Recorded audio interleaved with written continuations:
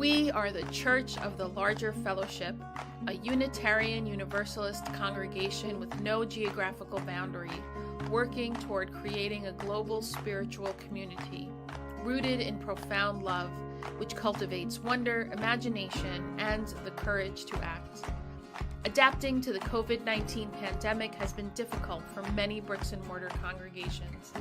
Early on in the pandemic, we were in a unique position to assist many congregations with the transition. We hosted special episodes of The View, provided advice and counseling to religious professionals, and trained congregations for live streaming worship, all while providing robust online programming for our members. From worship to covenant groups, from classes to pastoral care, and from our monthly magazine to our letter writing ministry, we have found ways to build connection and community even through the screen. We have been a model for ministry on the margins, providing services for isolated Unitarian Universalists, becoming a spiritual lifeline for our members in prison, and investing in innovative ministry. We know better than anyone how deep and meaningful connections can be formed even from a distance. Unitarian Universalists have faced many challenges in these times, and we continue to persevere and to fight for justice and equity for all people, especially during moments of crisis. We are proud to be a leader in this faith movement, and we invite you to get involved in our ministry. We strive to be a place where anyone from anywhere can find spiritual refuge anytime they need it. Welcome to the Unitarian Universalist Church of the Larger Fellowship.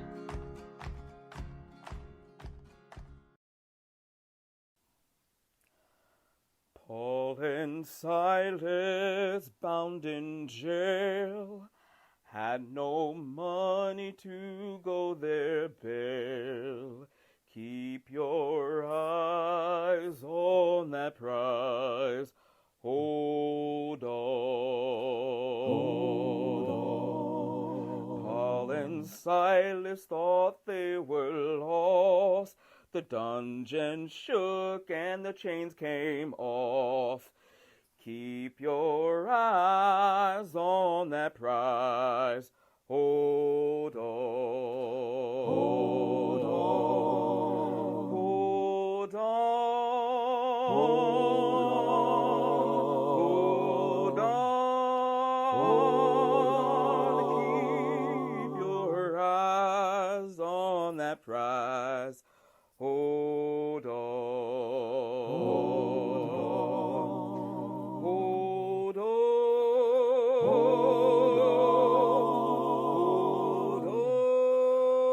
Hold on. Keep your eyes on that prize. Hold on.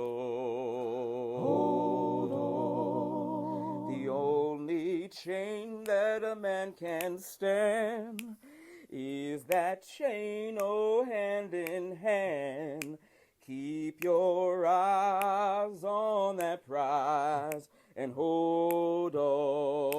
Hold on. You know, the one thing we did right was the day we started to fight. Keep your eyes on that prize and hold on. Hold on. Hold on. Hold on. Hold on. Hold on. Keep your eyes on that prize and hold on. Hold on. Hold on. Hold on. Hold on, keep your eyes on that prize and hold on.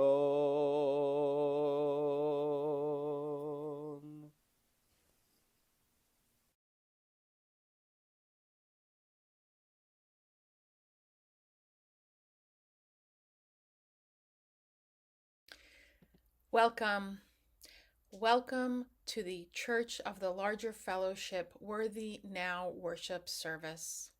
Worthy Now is a ministry of the Church of the Larger Fellowship that serves Unitarian Universalists that are incarcerated. This is one of the most important ministries of our entire faith. We honor that you are worshiping with us today, and we thank you for your support. Unitarian Universalism is a non-creedal faith.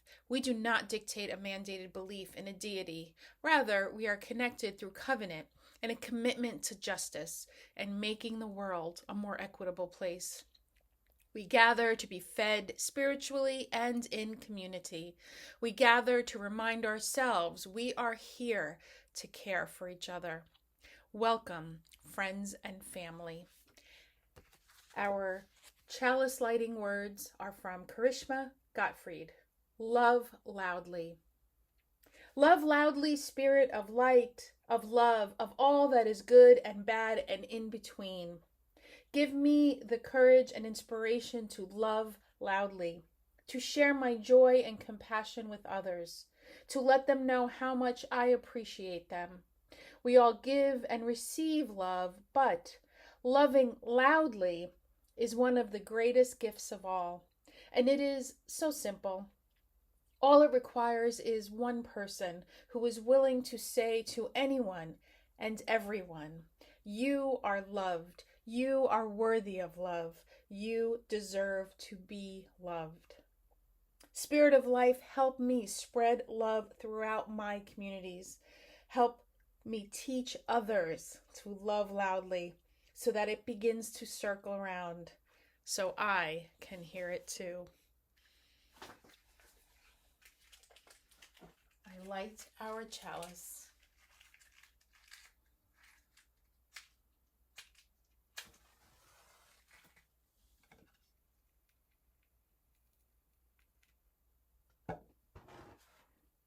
Blessed be.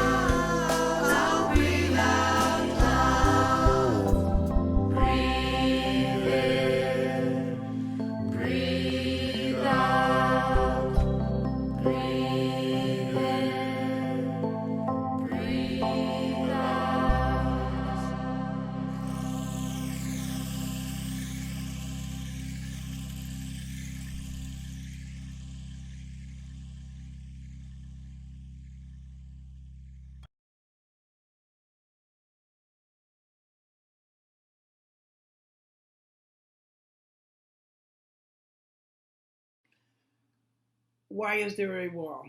It's apparent reflection from UU World edition, spring edition 2021, and it was written by me. In the book, picture book, Myra and the Big Story, two villages sat on either side of a river, so close that they could see and occasionally hear each other. In their isolation, each crafted stories about the other that may or may not have been true. And yet, both people had come from the same place, made of the same stuff. A wise elder from one of the villages said that there will never be peace in their valley until the people in both villages find a story big enough for them all. In this book, Myra, a child who in naive curiosity crosses the river and she makes a friend. If Myra were to look over the walls into prisons today, she might ask, is this a separate village? Why is there a wall? Why are there mostly black and brown people in the wall? She would be troubled to realize mothers were behind that wall, separated from their children. Why is this when we're all made of the same stuff? The fear of the other has fed institutional bias and contributed to a burgeoning prison industrial complex, a system that exists only to separate and to punish, a system so abusive that it should not be continued and it should not be tolerated. When people or society feel harm, the instinct seems to be isolate, separate, and punish. This permeates all of our relationships, and we teach it to our children from a very young age. I am a mother who has reflected a lot about what it takes to raise a child. I grew up with lessons from Dr. Spock and spare the rod and spoil the child. And then when I attended college, I learned something called proportional response. I still have no idea what that is, but it is clearly part of a culture of punishment manifested in our current prison system.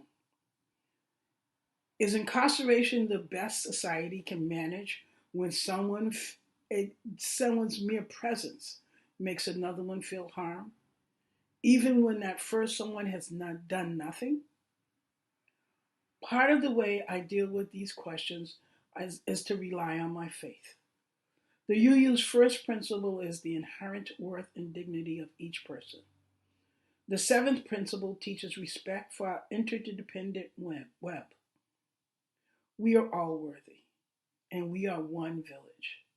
How can we, as people of faith, accept a world that harshly sends people to prison? We need a new message, a message that is not focused on separating, isolating, and punishing, one which is focused on healing and forgiving. May it be so. Blessed be.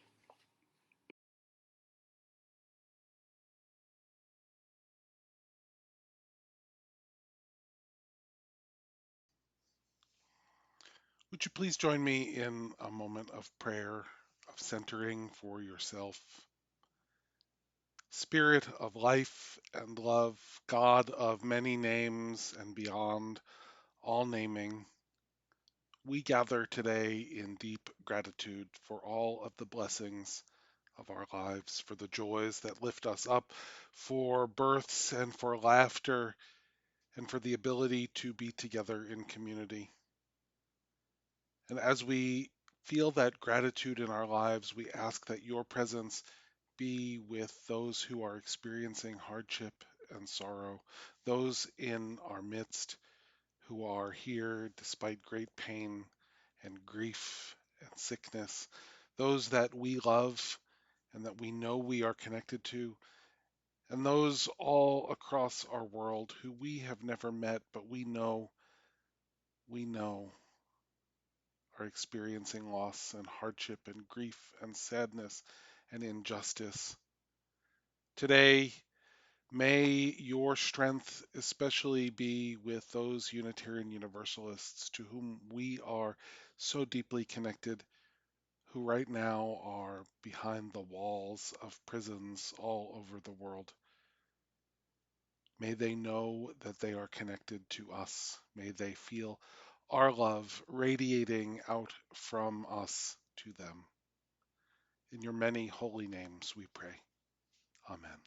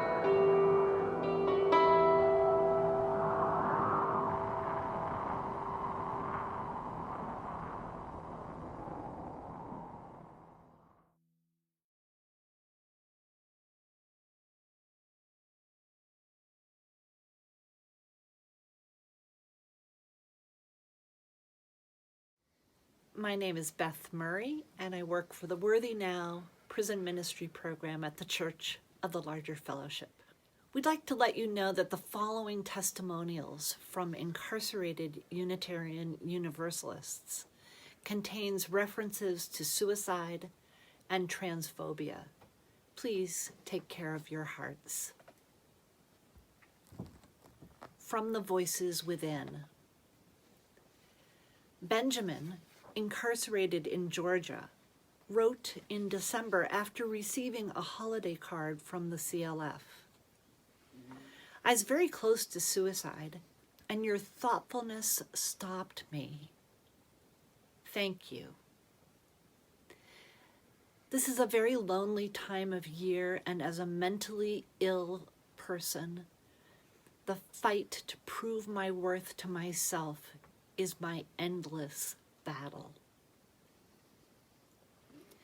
Thomas, incarcerated in Texas, wrote that he is a trans person in solitary confinement. He's held in solitary because it is the only place the prison facility can keep him safe. He's allowed outside 20 minutes every day, and what he misses most is seeing the trees, which are not visible beyond the barbed wire. A reading titled Buddy by John, incarcerated in Oklahoma. She arrived early Monday morning, homeless, forlorn-looking, carried by the maintenance worker who had found her. By afternoon, she had perked up and was attentive and active. In fact, she'd become comfortable enough that it seemed she liked being held, but that may have been because of the air conditioning and her lack of feathers. Still, she would nestle down in my cupped hand and go to sleep. By evening, she was exploring her new surroundings energetically, scurrying around the room, exercising all her muscles. Her appetite bordered on ravenous. When darkness fell and she settled in for the night in my left shoe, the world seemed at peace. Apparently, that's the way she died, peacefully, during the night. There was no indication of any problems when she nestled herself into my shoe, and I checked on her every time I awoke. Few will miss this awkward, ragged-looking, not yet fledged baby starling, but I will. Buddy was loved for a day, if only by me.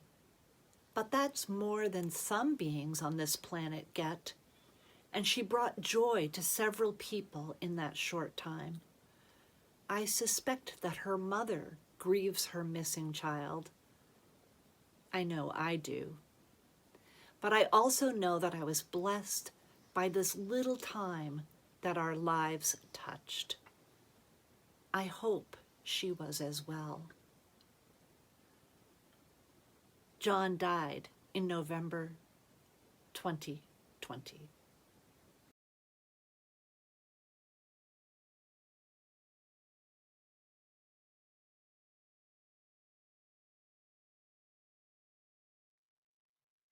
When Michael, Aisha, and I were in discernment about coming to the CLF, about joining as the new lead ministry team, we talked about the different areas and aspects of the Church of the Larger Fellowship.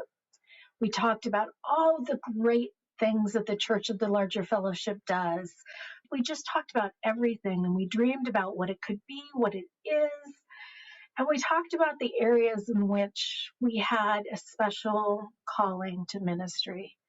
And I talked about the Worthy Now prison ministry and my calling in particular to that ministry.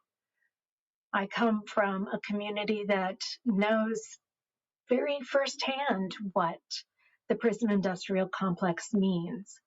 We know what it means to not know where somebody is because they're in transit.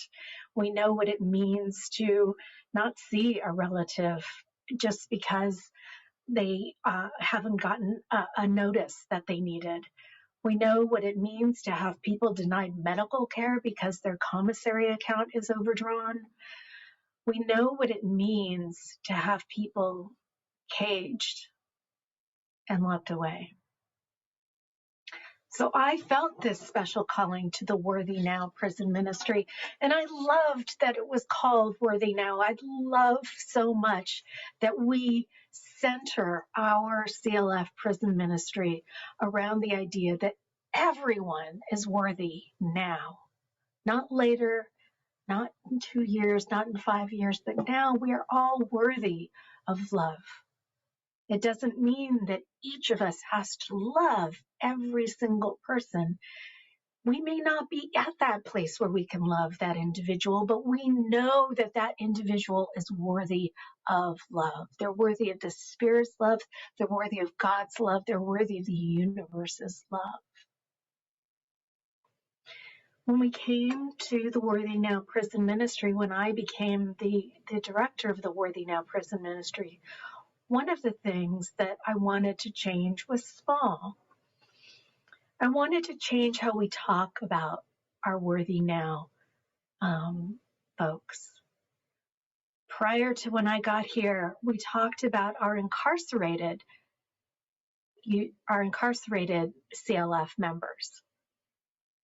And while it's important to make a distinction between our incarcerated CLF members and our free world CLF members, it was interesting to me that we didn't talk about ourselves as Unitarian Universalists first and foremost. Yes, we are members of this beautiful church of the larger fellowship, but first and foremost, we are Unitarian Universalists.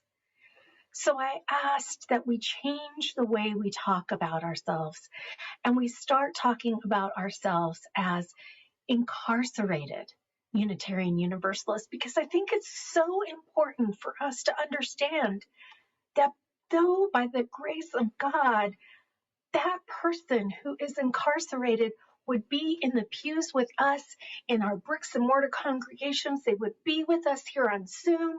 They would be with us on Facebook. They would be with us in all the different ways that we experience Unitarian Universalism, except they are caged by the state. In pastoral care, in religious education, in governance, we are breaking open what it means to be an incarcerated Unitarian Universalist. In the future, in Worthy Now prison ministry, we are going to be engaging our incarcerated Unitarian Universalists and our free world UUs in what it means to examine the eighth principle. We, the member congregations of the Unitarian Universalist Association, covenant to affirm and promote journeying towards spiritual wholeness by working to build a diverse, multicultural, beloved community by our actions that accountably dismantle racism and other oppressions in ourselves and our institutions. That is the eighth principle, and we will be talking about it both in ways that talk about Unitarian Universalism, but also our accountability to each other in our CLF community. As our community begins to explore this accountability with the recommendations from Widening the Circle and the eighth principles, I'm going to ask yourselves, when is our more convenient season? When have we put off for tomorrow that which must be done today? What I will also encourage you to do, what we will encourage you to do and work with you to do, is to personally examine those moments when it feels helpless or confusing. When this work that asks us to be doing it now feels like maybe there would be a better time later on. Those moments of discomfort tell us something about ourselves if we only allow our bodies and our minds to pause and examine that discomfort. Because to sit in discomfort and suppress our own immediate needs in pursuit of learning something about another's is part of our highest calling. It is part of the calling that we hear from our incarcerated UUs. And it is part of our theology of liberation. My colleague, the Reverend Teresa Inés Soto, says that you are here to put out the ravenous flames of the world. Enough is enough. In their words, I hear that liberation is everyone else's responsibility and it is our sacred responsibility. And in the Worthy Now prison ministry, I hear that our most convenient season is now. Right now. No other, but now.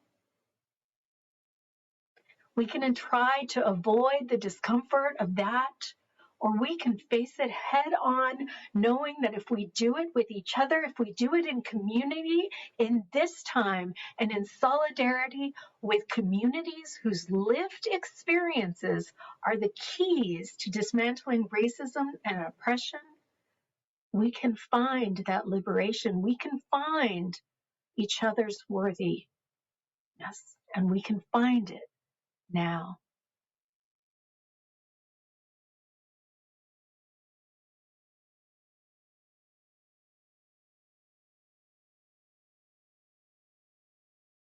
We also celebrate abolition as the grandmother of U.S. resistance movements.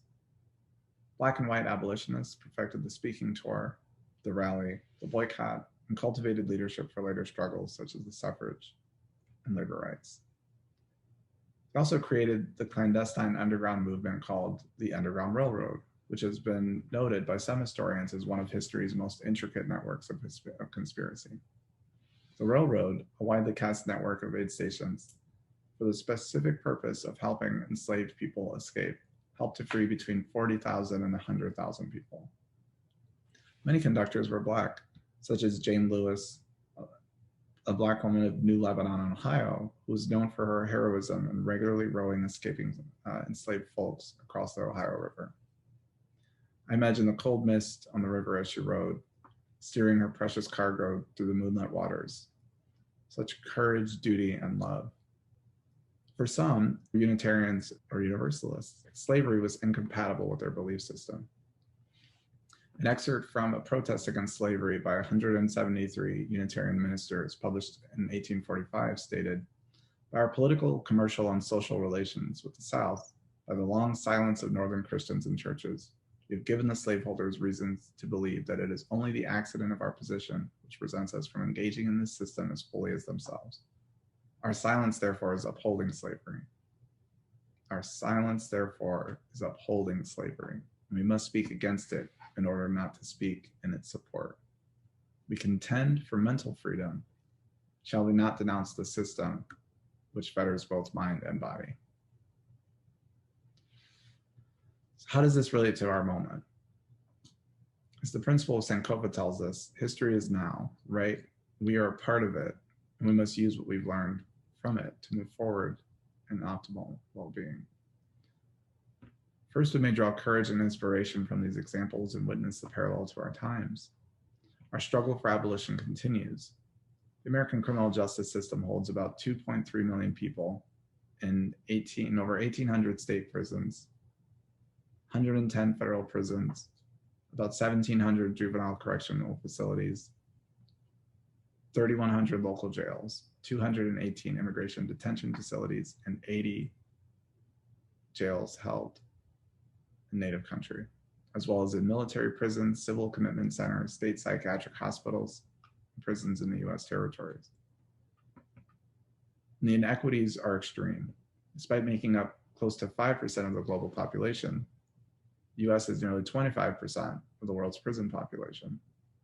And the rate of incarceration is much higher for Black, Indigenous, and people of color than for white people, despite comparable rates of offense. Also, together with the federal government, over 4,100 corporations profit from mass incarceration in the United States. Because as one of our local leaders here in Akron says, Demario Cooper, reminds us that the US is addicted to free labor. And the reality is that the mass incarceration system we have in this country is an extension of the slave labor system of the antebellum era. It's prisoners producing everything from park benches to toilet paper, to microchips, to ghoulishly, even police and prison guard uniforms. As we navigate the ways to combat this system, we remember our ancestors like Jane Lewis, rowing over the river, rowing through the anxiety, rowing through the worry, rowing through the struggle, and rowing toward a brave space. We can draw inspiration from the ways that UU history speaks to us through this moment. The struggling for more equity is part of our tradition. We have been part of a progressive movement for longer than the lifespan of this country and have consistently been on the forefront of social change and innovation.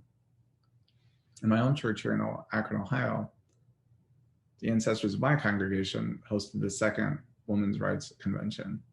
They were at the Universalist Old Stone Church. Former slave Sojourner Truth electrified the gathering with her innate I Am Woman speech. I wonder sometimes, what was the board meeting like before that convention was convened? What were the worried comments? What were the concerns of the congregation? Was there a vote held? Was there a sigh of satisfied relief when the motion was passed? That's a history that we in Akron are still working through. And yet, that question, it remains in all of our congregations. And I think it's important for us to remember that, again, abolition is the grandmother of our movement. Abolition is the goal. The US is a settler colonial corporation designed to extract labor, land, and resources from Black, Indigenous, and people of color, but abolition is the central and most direct way to counter that. I believe that this moment represents a renewed focus on racial and social justice and human rights. And I also sometimes see a kind of compartmentalizing of causes, especially in mainstream liberal and progressive white-dominated spaces and institutions. People feel like, well, I'm doing something because on Sunday I go to my food justice ministry, Tuesday is the Black Lives Matter rally, Wednesday night is yoga, and Friday I'm making phone calls to elect a straight white male Democratic candidate who rails against defund the police. We need better. And we need to understand that when we are talking about Free Palestine and Black Lives Matter, we're talking about ending a whole system, not just the ones that make us comfortable. And here in the US, the slave system is still in power. Our children are calling us to an equitable future, like our hymn, The Fire of Commitment, from the dreams of youthful vision, one not imagined by slavery, and yet imagined by what our world can be when we all live with the idea that we have worth, we have dignity, and that our values and our actions must reflect the values and actions of all of us, not just one culture. We have a duty to provide our children and our future the tools to accomplish this. And I believe that together we can. Thank you.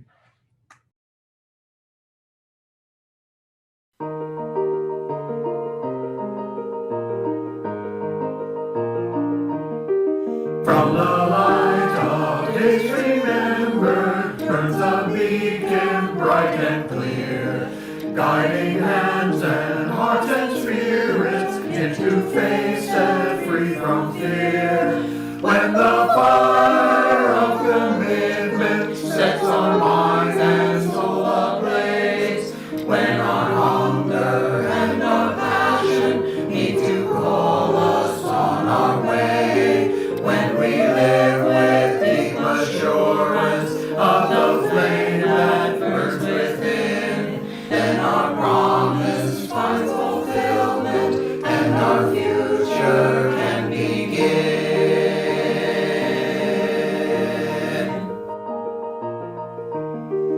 From the stories of our living rings a song both brave and free, calling pilgrims still to witness to the life of liberty. When the fire of commitment sets our mind and soul ablaze, when our hunger and our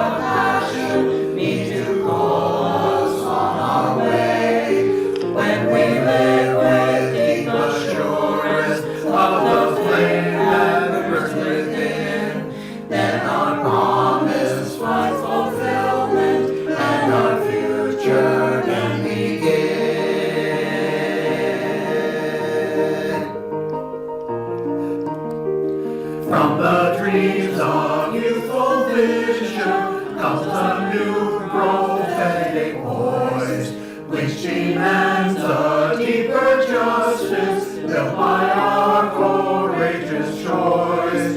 When the fire of commitment sets our mind and soul ablaze, when our hunger and our passion meet to call us on our way, when we live with deep assurance of the flame that burns within, then our promise finds fulfillment and our future can begin.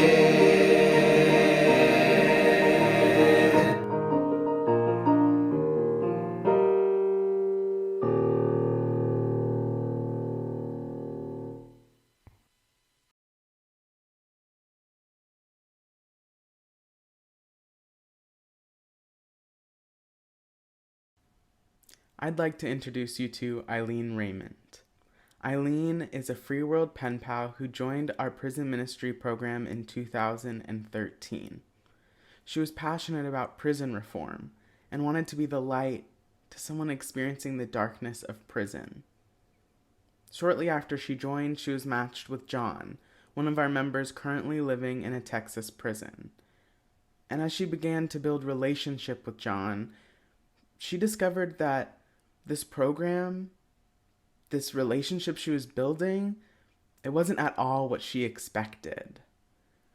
And so I'd like us to hear directly from Eileen about how that experience has transformed her, how it's changed her, and what she's learned from John and learned about herself. Let's hear from Eileen. I became interested in CLF's prison ministry almost a decade ago. Prisons have been a cottage industry where I live in northern New York since the 1980s. As I thought about the men and women, mainly from New York City, who find themselves assigned to prisons up here, 8 to 9 hours from their families and often in solitary confinement, I thought how difficult it must be to be cut off from family and friends. Since my life motto has always been, just because I can't do everything doesn't mean I shouldn't do the one thing I can do, I applied to Worthy Now to become a pen pal to someone incarcerated in the United States. I was paired with John, a young black man incarcerated in Texas. When I tell friends that I have a pen pal in a Texas prison, they seem surprised and curious. Why? What do you write about? And I have to admit that I too wondered what to put in that first letter. I'm a white retired college professor living a comfortable middle-class life here in Canton with my wife. What could I possibly have in common with this young man? Like any new venture, the way to start is just to start. I told John a little bit about my interests and activities and asked him what he was interested in. I soon learned that he likes to write. After he shared a few poems with me, I decided to type them up so he could see them in print. To date, John has shared literally hundreds of poems with me.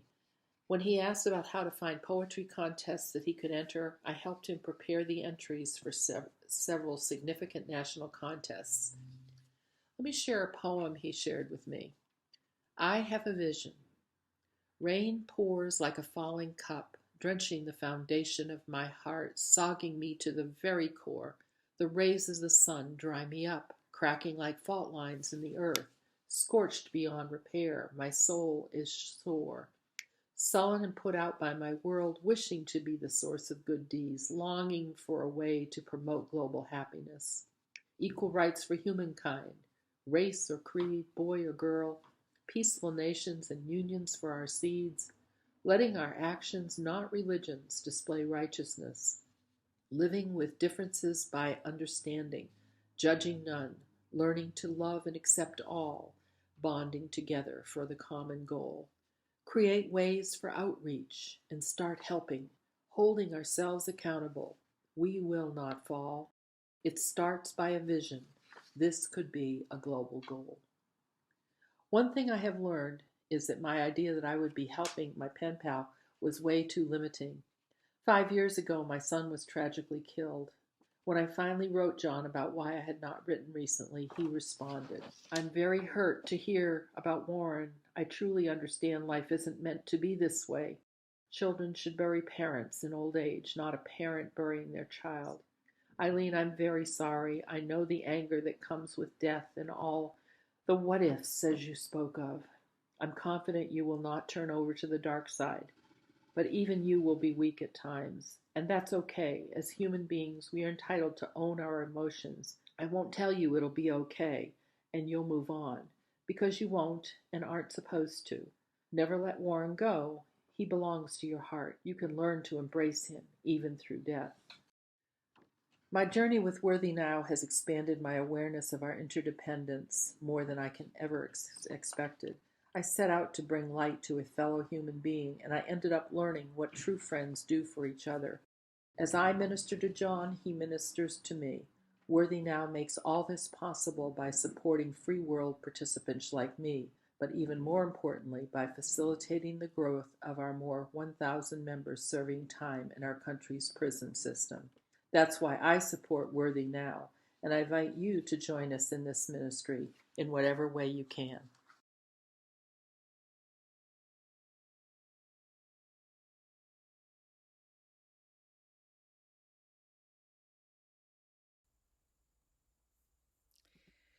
As we end our time together, we carry with us the light of love and connection to each other and to Unitarian Universalists all over the world, whether they are in the free world or part of the carceral state. Deep gratitude for my colleagues and everyone who took part in bringing this special service to all of you. I want to read an excerpt from a letter written from one of our incarcerated Unitarian Universalist Church of the Larger Fellowship members. George had written an appreciation for a remembrance that was published in our monthly publication, Quest. George writes, quote, I have lost so much being incarcerated. My friends and family have passed or moved on over the years. My emergency contact information is blank. I often wondered who would ever miss me if I passed. This touching article answers that question for me. Your kind words and acts of remembrance are soul-inspiring. I just want to say thank you for all that you do. I know that sometimes we, the incarcerated, forget to tell you that we appreciate all you do. Please keep up the good work and know that you are not forgotten. Beloveds, I will extinguish our chalice, but not the light of love and justice. Go forth and carry the flame. Carry with you the Unitarian Universalist charge that we are here to care for each other.